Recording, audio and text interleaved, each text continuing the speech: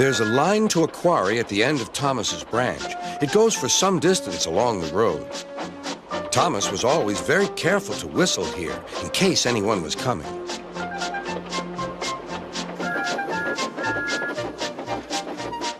Early one morning, a large policeman was sitting close to the line. Thomas liked policemen. He had been a great friend of the officer who had just retired. Beep, beep, he whistled. Good morning. Thomas expected that the new officer would be friendly too, but he was sorry to see that he didn't look friendly at all. He was red in the face and very cross. Disgraceful, he spluttered. I didn't sleep a wink last night. It was so quiet, and now engines come whistling suddenly behind me. I'm sorry, sir, said Thomas. I only said good morning. The policeman pointed to Thomas. Where's your cowcatcher? He asked. But I don't catch cows, sir. Don't be funny, snapped the policeman.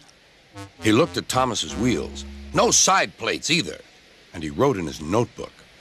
Engines going on public roads must have their wheels covered and a cowcatcher in front to protect people and animals from being dragged under the wheels if they stray onto the line.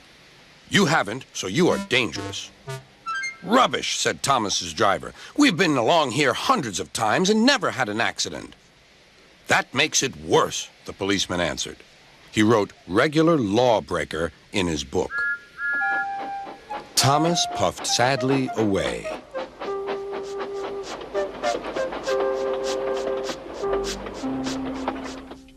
Sir Topham Hatt was having breakfast. He was eating toast and marmalade. The butler came in. Excuse me, sir. You're wanted on the telephone. Bother that telephone, said Sir Topham Hatt. I'm sorry, my dear, he said to his wife. Thomas is in trouble with the police, and I must go at once. At the station, Thomas's driver told Sir Topham Hatt what had happened. Dangerous to the public, indeed. We'll see about that. Sir Topham Hatt spoke to the policeman. But however much he argued with him, it was no good. The law is the law, he said, and we can't change it. Sir Topham Hatt felt exhausted. I'm sorry, driver, he said. It's no use arguing with policemen. We will have to make those cowcatcher things for Thomas, I suppose.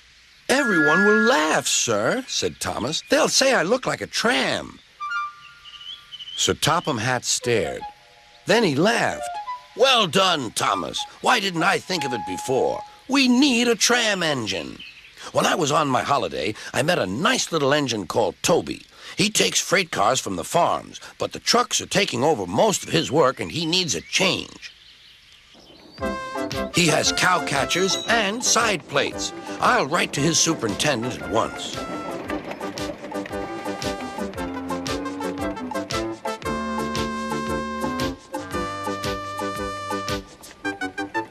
A few days later, Toby arrived. That's a good engine, said Sir Topham Hatt. I see you've brought your coach, Henrietta. You don't mind, do you, sir? Asked Toby.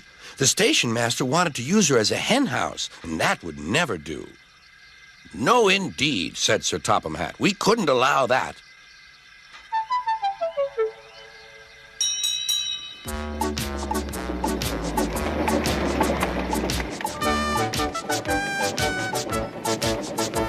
Toby made the silly cars behave even better than Thomas did.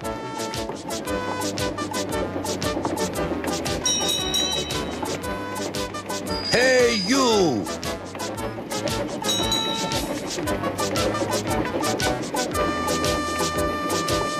At first, Thomas was jealous, but he was so pleased when Toby rang his bell and frightened the policeman. They've been firm friends ever since.